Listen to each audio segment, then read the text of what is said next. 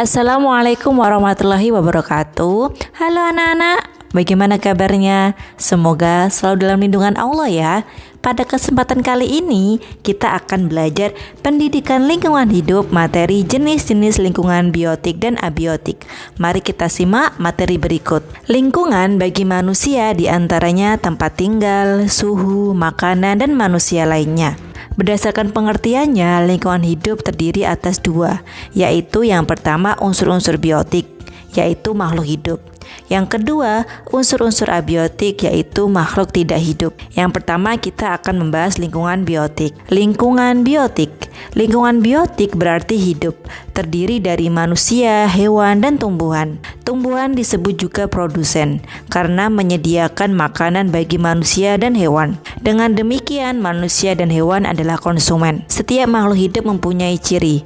Ciri-ciri makhluk hidup antara lain bernafas, bergerak, butuh tempat tinggal, perlu makanan, tumbuh, dan berkembang. Unsur biotik berpengaruh bagi kehidupan kita, karena jika tidak ada unsur biotik, kita tidak bisa tumbuh dan berkembang biak secara sempurna. Selanjutnya, lingkungan abiotik. Abiotik terdiri dari kata a dan biotik.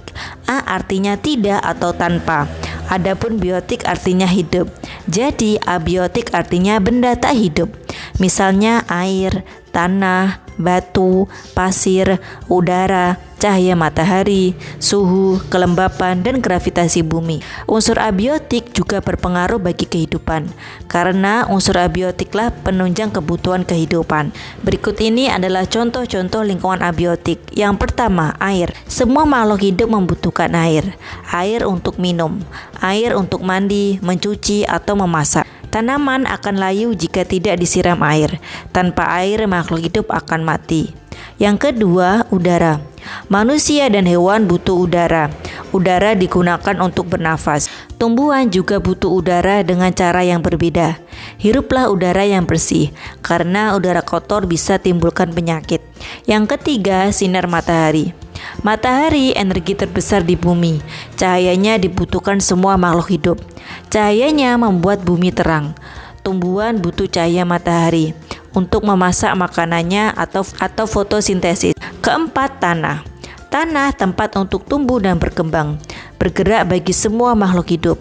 Di dalam tanah banyak sumber makanan, khususnya bagi tanaman. Nah, itu tadi materi jenis-jenis lingkungan biotik dan abiotik. Harus anak-anak ketahui kembali bahwa lingkungan biotik adalah lingkungan hidup atau makhluk hidup. Bisa seperti hewan, tumbuhan, dan manusia.